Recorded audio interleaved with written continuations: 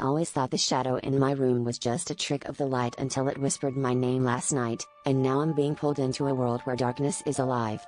It started as a faint rustle, like wind through leaves, but there was no breeze in my room.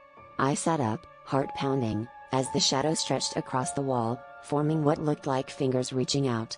The air felt heavier, thicker, as if the darkness itself was gaining substance. I convinced myself it was my imagination, but a chilling whisper echoed my name, sending shivers down my spine. I knew I had to investigate, driven by a mix of fear and morbid curiosity. In my search for answers, I discovered an old library in town that held secrets of its own.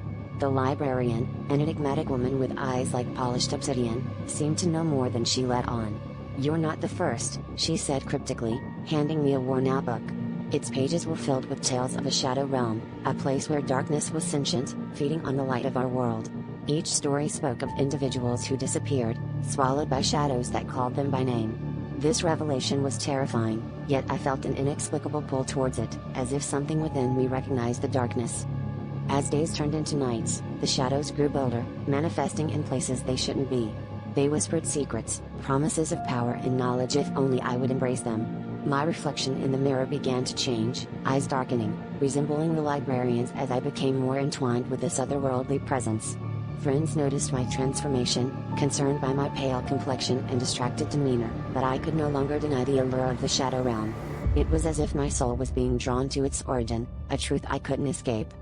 The climax came one stormy night when the shadows converged, forming a doorway in my bedroom wall.